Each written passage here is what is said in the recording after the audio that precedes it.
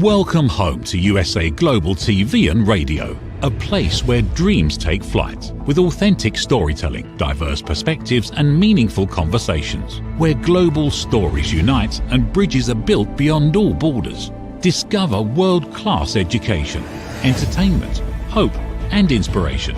Together, we're building bridges worldwide. Subscribe to our channel, USA Global TV. Download our app, USA Global TV. Be our guest or join our team. Visit usaglobaltv.com. Thanks to our founder and executive producer, Dr. Jacalyn Kerbeck. Music score by Yeffy Tang from Cloud Road Music. Voiceover artist Mike Porter. Creative direction by Paul Garcia. USA Global TV and Radio. Your home for global connection. All rights reserved. This video and its contents are the exclusive property of USA Global TV and Radio. Unauthorized use, duplication or redistribution in any form is strictly prohibited.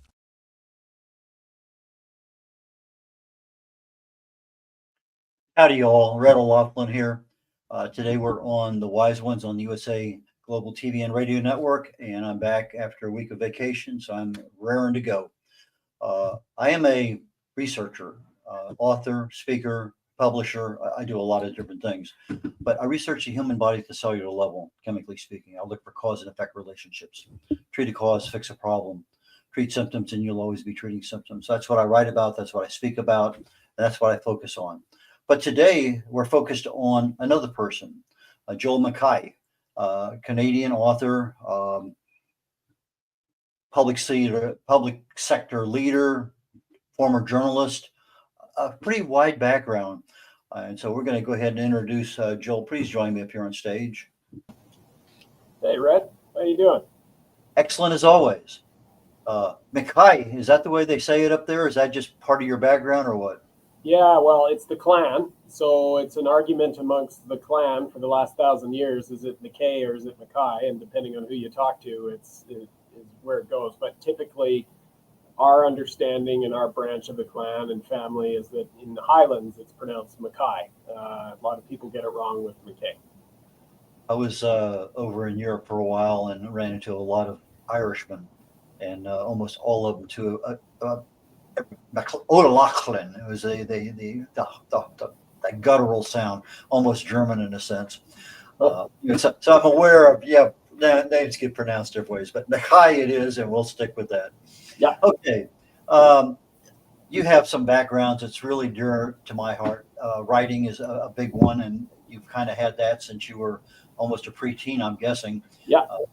And then you've kind of explored a lot of different things over time, got yourself a degree, been a journalist, a lot of research. So why don't we kind of take the early Joel into at least past college in a minute or two as to what framed you? How did you get to where you are today? What is your mindset on what's important in your life and what we can share with the audience?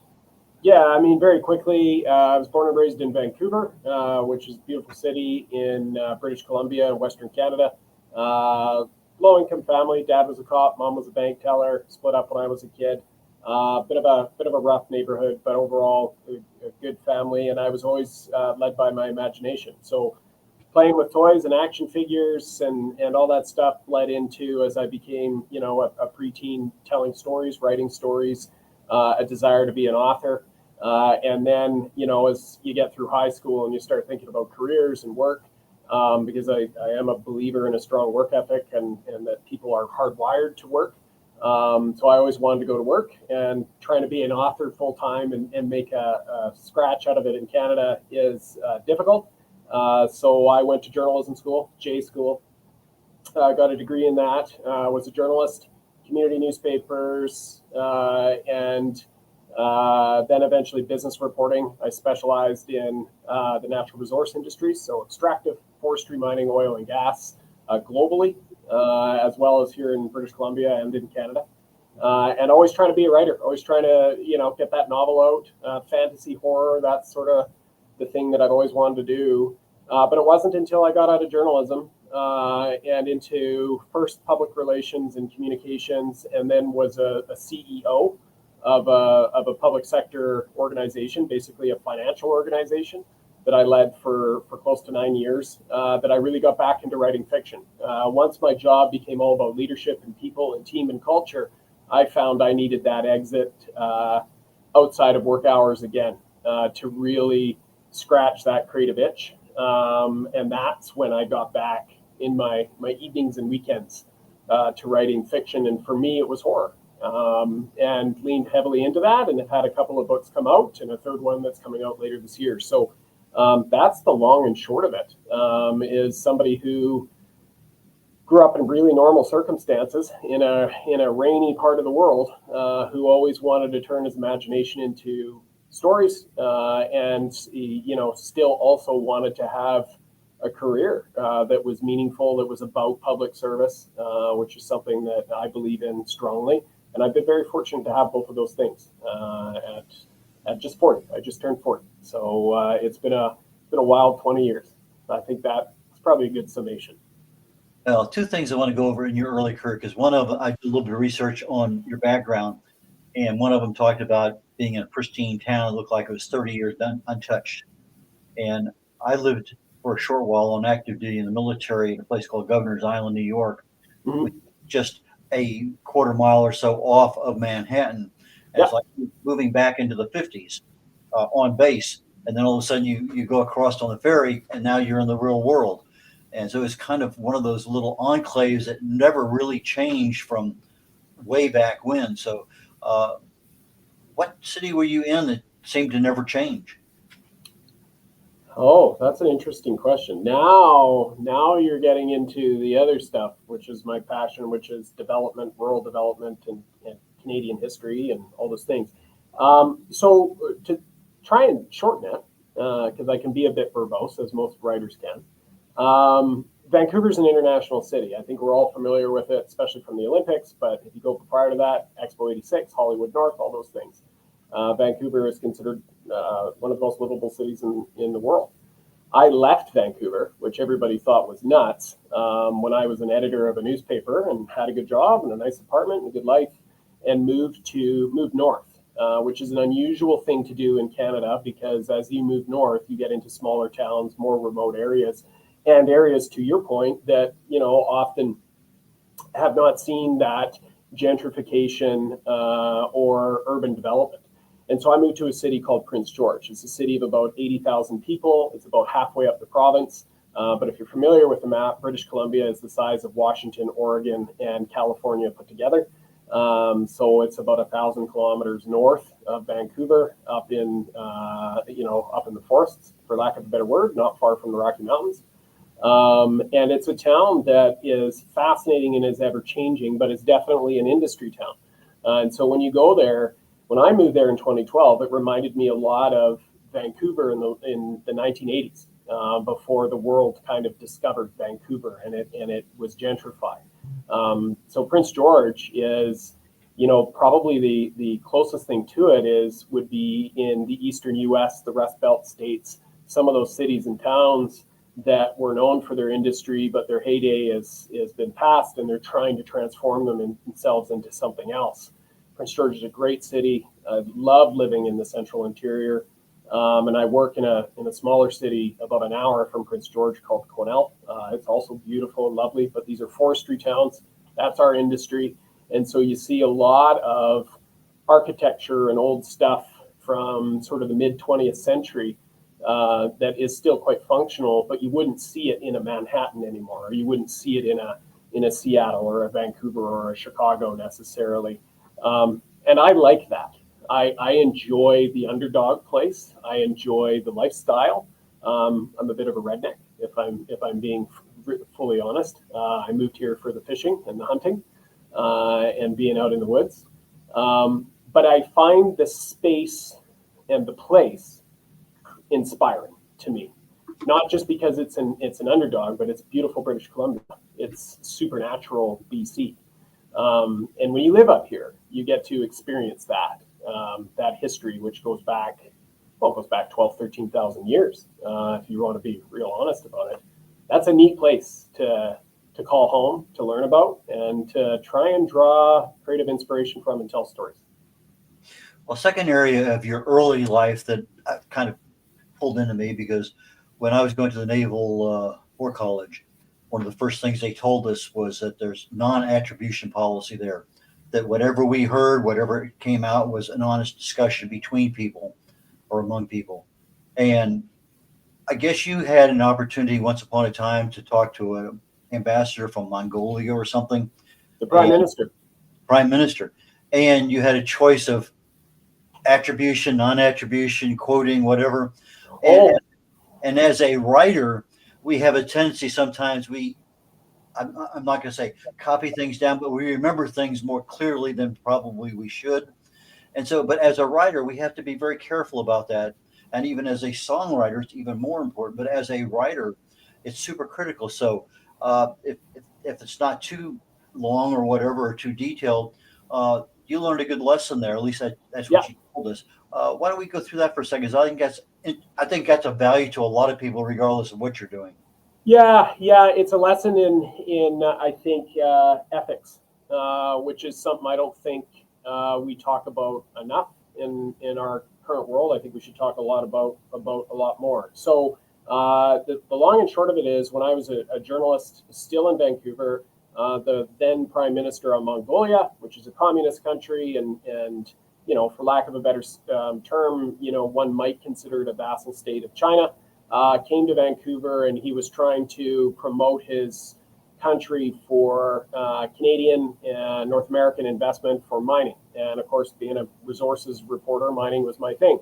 So I sat down and I did an interview with him. There was another reporter beside me, and sort of, I'm well versed and researched enough to know that this is a relatively authoritarian country.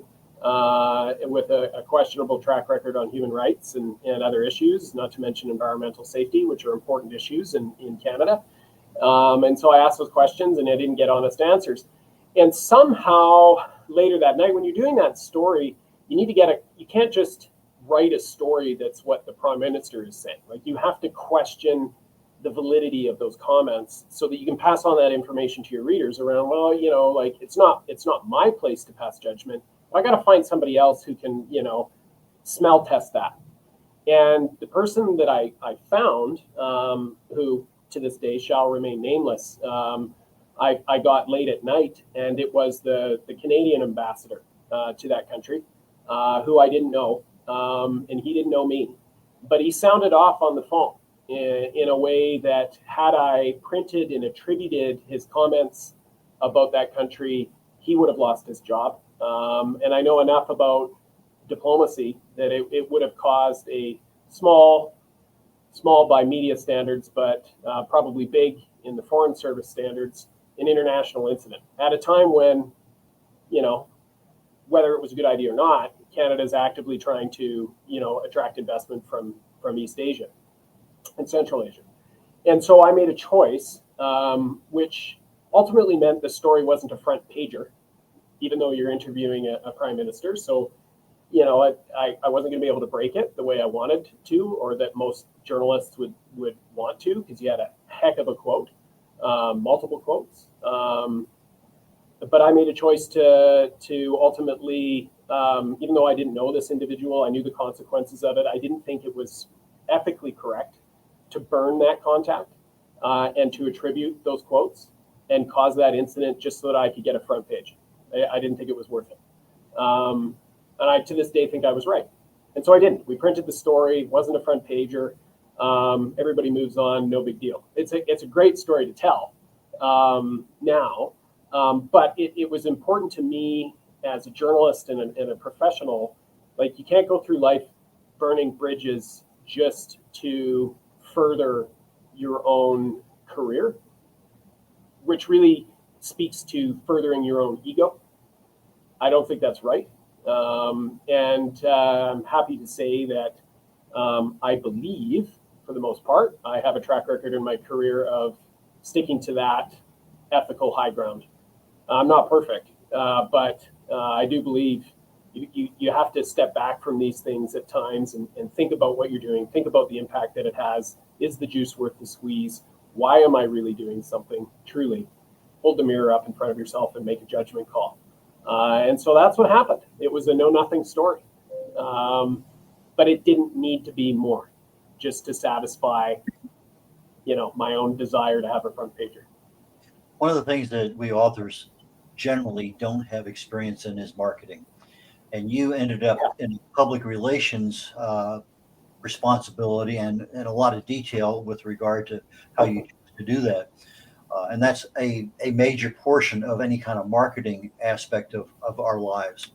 And so, how did the public relations aspect of your life help you in marketing your books later on? I think for the most part, it helped me to understand how to separate the wheat from the chaff. Like, what are you going to put your money into that's actually going to have an impact? I will say that, public relations and communications is very different from marketing. I am not a marketer. I understand enough to be dangerous, but not to be an expert marketer. But I also understand enough to know, when somebody is, trying to sell me a service on a social media account or something else when it comes to my books, or, there's this advertising or that, like, what's it really going to do for me, right? And so I think I've been able to bring up, for lack of a better term, a bit of my own bullshit meter to save myself some money to some of these things and ignore the pitfalls. Because when you publish independently, self-publish, or just publish traditionally, suddenly you got everybody who wants to help you with your book, give you reviews and market you and all those things.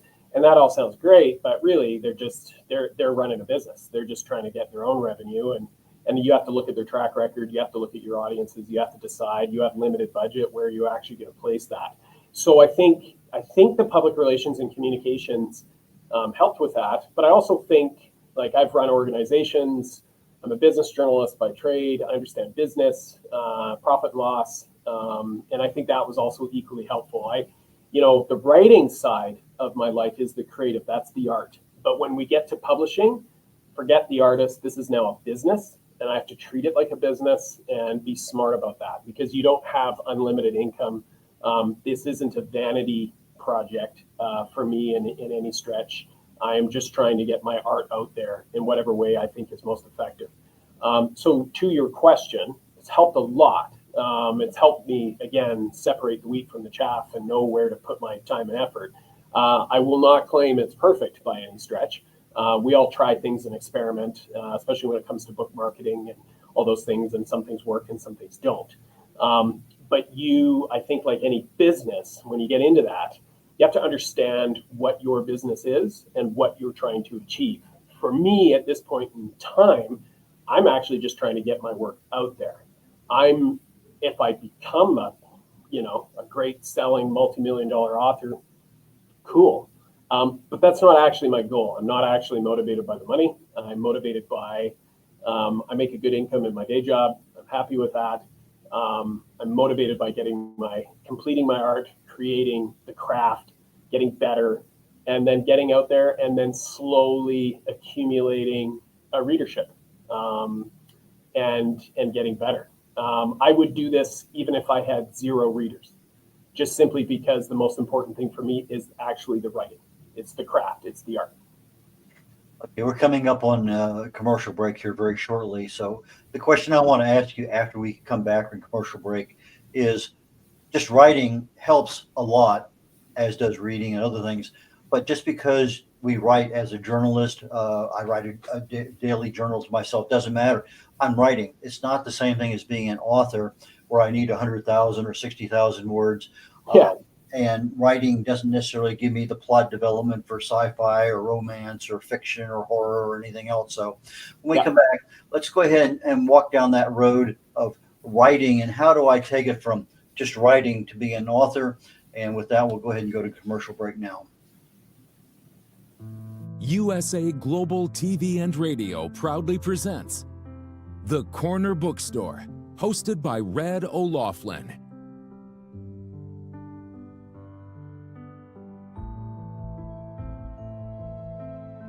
Step into a world where every story inspires. These pages come to life through the voices of authors from around the globe. Written by our global community of TV show hosts and best-selling authors, these works span genres, generations, and geographies, united by the power of storytelling. Discover your next favorite book and meet the minds behind the work.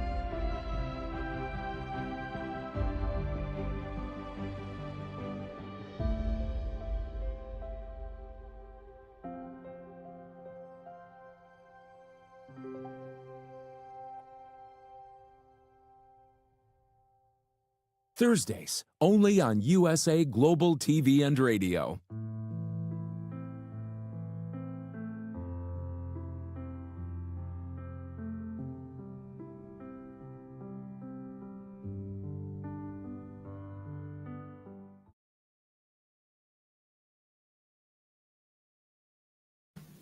Welcome back, Reverend Laughlin here. We're on The Wise Ones with Joe Mckay, Canadian author, businessman, public sector leader.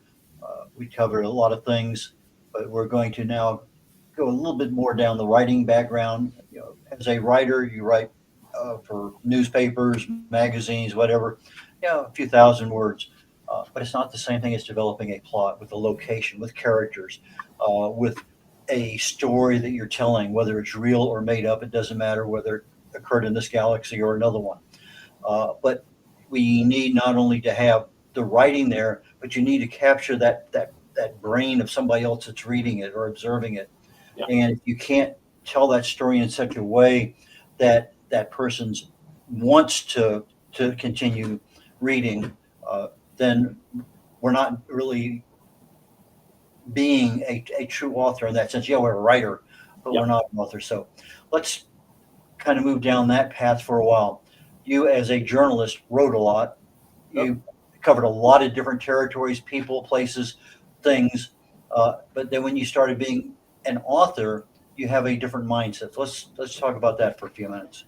Yeah, for sure. I think the first thing, because a lot of people ask this question, is like, at what point are you a writer? Well, you're a writer if you write. It doesn't matter what it is. If you write a journal every day, you're a writer. If that's your go-to creative outlet, you're a writer. You're free to identify yourself as a writer.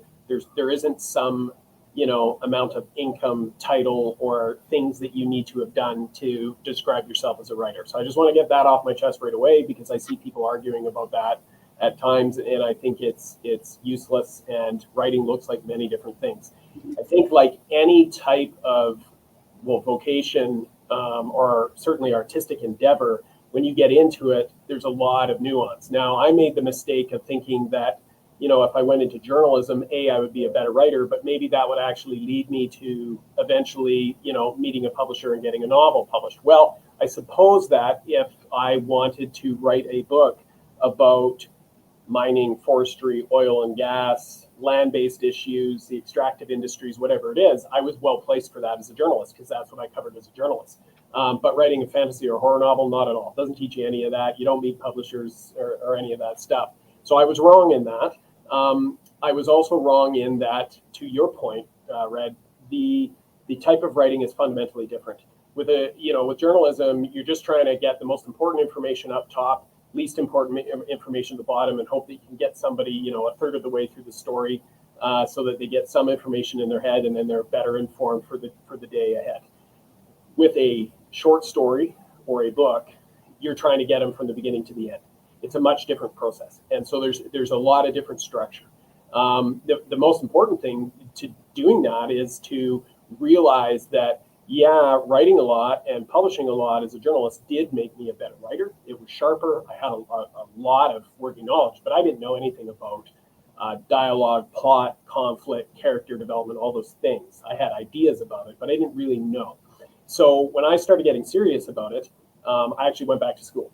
And I started to do online courses. I did a lot of reading. I started to read novels in a different way, not just simply for pleasure and the story, but to actually, I was paying attention to pacing, to tempo, to character development, to word and sentence structure, chapter lengths, all different styles, what was the same as mine, what wasn't.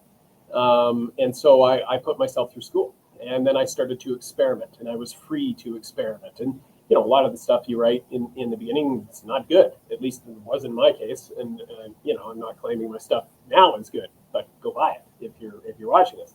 But you get better over time. And so I made some very concerted decisions that, as I got serious about it, that I needed to learn. I needed to be open to learning and realize, have some humility around that. I needed to read a lot more. So I started setting up an annual goal for how many books I was going to read in a given year. And because I read a lot of nonfiction for my day job, I started focusing on reading a lot more fiction, but not necessarily for pleasure, though there was that, also for honing my own craft. And if I believed that if I read a lot more and paid attention, that would help to accelerate my own development as an artist. And I was right about that. And then you start writing. And everybody does this different. Some people like to plot it out. Some people like to just go. I'm the latter. And I'm a believer that you need to figure out your own pace, your own lifestyle, all those things, but you need to write consistently. You can't, in my view, at least for me, I can't step away for a year and then come back and say, well, I'm going to commit myself for 30 days, I'm going to write a novel. That doesn't work for me. I've got to constantly be writing. I have to constantly be doing it. It's the same with exercising in the gym, right? I can't just go and lift weights. I can't go for a long run every 3 months and say, hey, okay, I'm in good shape, because I'm not in good shape. You'll hurt yourself. You have to be consistent with it. You have to build habits. You have to be disciplined. And so I took that business approach, which I think works in other avenues of life, and I took that to writing. And one of the things I've told other people is that for me, psychologically and from a discipline perspective, I just try to write 2 sentences a day. And some days it's just 2 sentences. Some days it's, 10 pages, right? And more often than not, it ends up being a lot longer than 2 sentences. But that helps me because I understand my own psychology, my own barriers and anxieties around it, that I'm not committing to, I'm going to sit down for 4 hours and pound out, 5,000 words or 10,000 words or whatever it is. I'm just going to write 2 sentences. And then that frees me to, those 2 sentences worked out pretty well. I'm going to keep going. I'm feeling it. And then when you get into that flow state, right? And you can only get into that flow state as an artist if you do it. You have to do the thing. And you just have to keep going until you reach the end. I know that you, like me, do a lot of reading, and you read for learning, but you also read for observation. One of the books I'm reading right now, really, I'm looking at the capitalization of certain words because of the nature of what the topic is. It's very important to me. Yeah. I've also looked at character introduction, locations, and other things and timing. But Hemingway, I think, had probably one of the best pieces of advice. He says, never finish a chapter when you know the ending. He says, just leave it. He says, yeah, you can finish in a paragraph. Don't. He says, you can always come back to it. You know what you want to do. Yeah. But if you end it, you don't have your intro into the next one. Yeah. Spend time thinking about how am I going to end this and then introduce the next one. And I think that's some really great advice because, I can end it. And if it's a nonfiction book, I just go into a new topic. Thank you very much. End of story. No big deal. But if it's a romance and I'm trying to get to that next one, then I really need to think about it. So he says, don't finish writing, let that hold, and think about how do I finish and connect. And I thought that was great advice. I think it is great advice. I think you're always thinking about the next place. You're also thinking about pacing and tempo. Like I'm always thinking about how am I going to get you to the next paragraph? How am I going to get you to the next page? How do I keep you engaged? And so that's not just tempo, and I'm not trying to jam pack everything full all the time. I'm just trying to think about flow and conflict and character development, right, all the time, so that it is engaging. Because truly, for fiction, we study it in literature, and there can be great truths out of it that are important for our own experience in life. But really, it's entertainment, and so it needs to be entertaining to some degree, right? And whatever that entertainment is, whether it's a thriller, it's drama, it's romance, it's horror, it's fantasy, it's sci-fi, it's a spy thriller, whatever it is, right? And so I kind of look at it the same way. I always liked Raymond Chandler's advice, which is when you start off, the first thing that you need to do is that your character needs to be after something. And I'm paraphrasing. Even if it's a glass of water, just have them, that first scene, they are after something, and then something gets in their way. There. Now we have conflict. It doesn't have to be big, doesn't have to be massive, doesn't have to be aliens invading planet Earth or anything. It can be. But it could be as simple as your character is thirsty, you're trying to get across the room to get a glass of water, something happens. and now we have conflict, and then things start to happen from there. Well, then that's kind of a dichotomy in your position, because in public sector leadership, there is no conflict, right? No, especially not these days. Yeah. Actually, one of the great things I have to say, like I think like I'm going to take a guess, given your background. We probably have a similar philosophy in our belief in public service and citizenship and what that means, and why we do those things. But all of that aside, public sector work, public service, you get the best stories. Like, you can't make this stuff up, especially when you get to a level where the politics starts to play into it. Yeah, it's really right ground for creativity. Yeah. You may think it's fiction, but it's not. Yeah, it sounds fictional. Yeah. My dad was a police officer for 36 years, and his famous saying was always, "You can't make this shit up." Right? And that's always stuck with me. The one aspect I do want to cover before we get toward the end of the show, we get a few more minutes, is you referred earlier to being somewhat of a redneck hunter, fisher, etc. And I think I remember reading something about you love to hike. My wife and I did the Camino de Santiago, a 500-mile hike across Spain about 10 years ago. Tell us a little bit about hunting and being a redneck in Canada, because that's a little bit different about being a redneck down here in South Texas. Being a redneck, at least in my case, is it's less about, worldview, social views and values and all those things. It's just, I like being out in the bush. I like just regular life. I like going into Canadian Tire to buy things, or Home Depot or whatever. I like drinking beer and hanging out with people and using colorful language. I like that authenticity, and I found my place in northern BC because that is a lot of the culture here. And so I use redneck globally. There's obviously stages of that continuum, and some of them I subscribe to and some I don't. I think in the Canadian context, it's largely your recreational activities are land-based.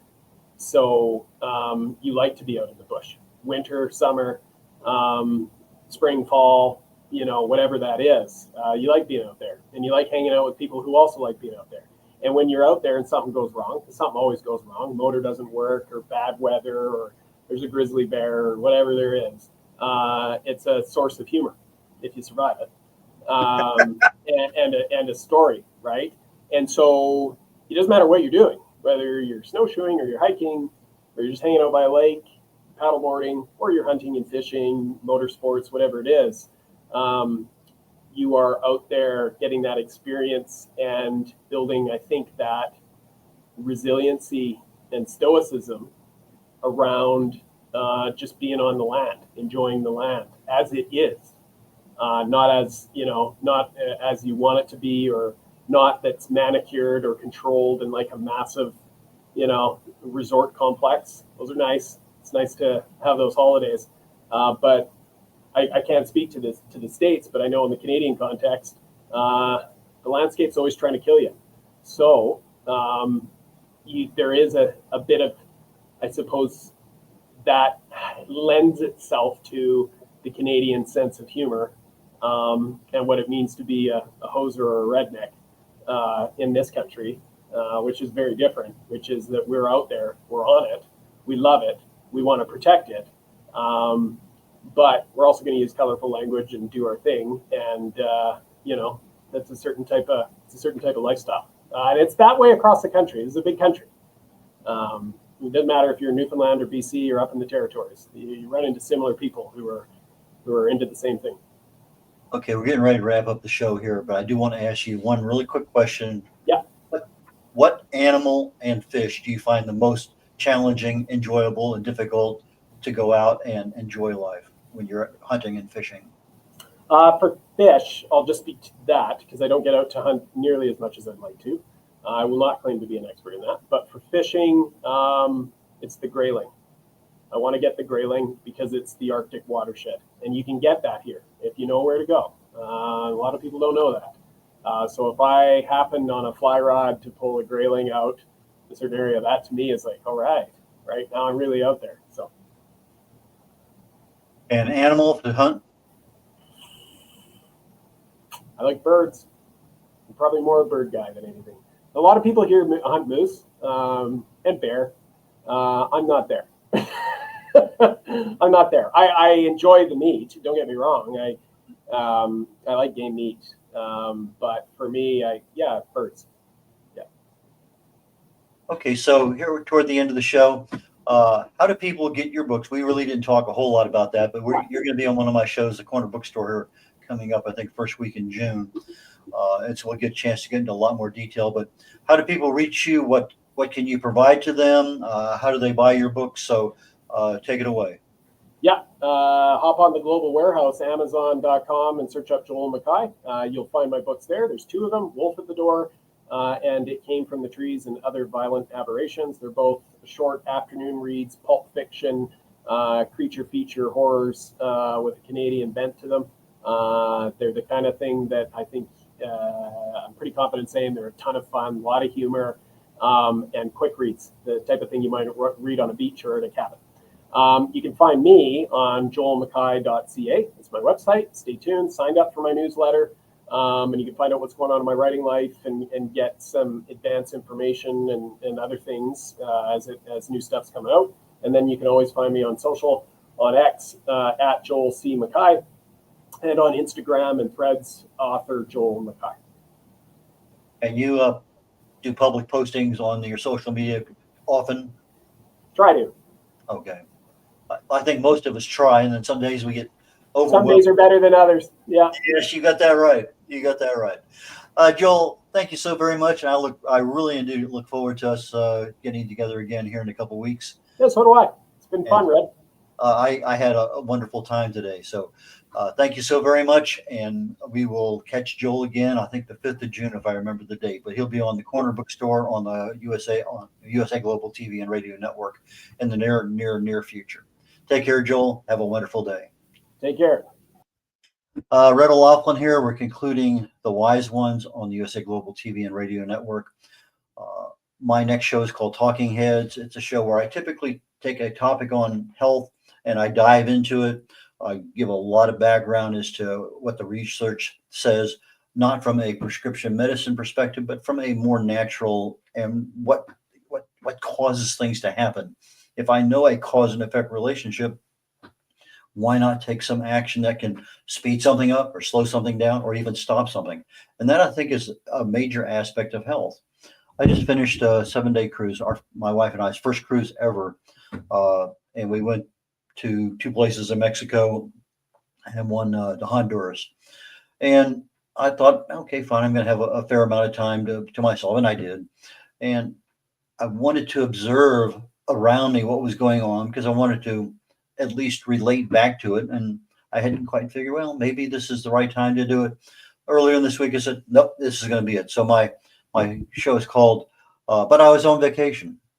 That's the topic. But I was on vacation. And I'm going to talk a little bit about my observations. I've been to 62 countries, so I've had a chance to do a little bit of seeing around the world. But I want to relate a few things, but I want to keep a little bit of that bend, that slant, that focus on the health aspect if you're on vacation, and especially if you're on a cruise, because being confined on a cruise is a little bit different than being in a health resort or being on the beach in Bora Bora or somewhere else in the world, because you may have access to civilization and then you may not. And so that's the bent that I have for today. That is my focus. So please join me. It's at 1:00 Central Time every Thursday following The Wise Ones. So please, Red O'Loughlin here. Have a wonderful day, and I'll catch you next week. Bye now.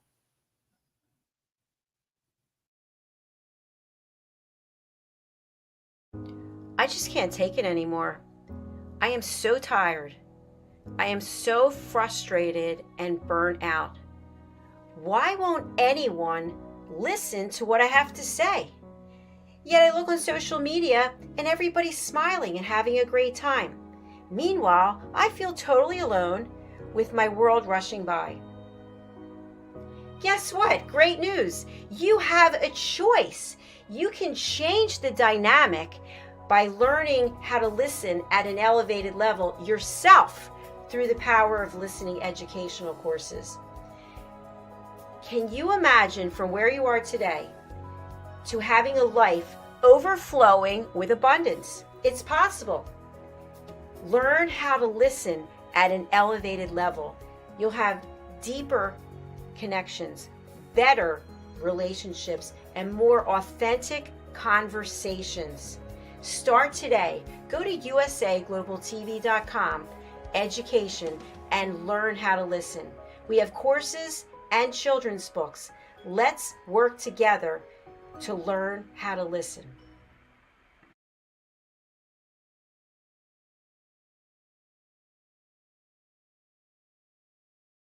Thank you, viewers and listeners of USA Global TV and Radio, for joining us today. We're honoured to have your time and attention as part of our global community. At USA Global TV and Radio, we believe in the power of authentic conversations, meaningful connections, and creating a world of possibilities together. Want to be part of something bigger? Join our team of elevated listeners at usaglobaltv.com, a space where your voice matters and your ability to listen transforms relationships. Stay connected with us across all our platforms for thought-provoking discussions, expert insights, and empowering stories. Subscribe to our channels at youtube.com/c/USA Global TV. Follow us on social media and explore the endless opportunities we're creating for growth, learning, and inspiration. Together, we're not just broadcasting, we're building bridges and changing lives one conversation at a time. For inquiries, contact us at info@usaglobaltv.com. Music by Johnny Dies. Produced by Executive Producer and Director Dr. Jacalyn Kerbeck. Voiceover by Mike Porter.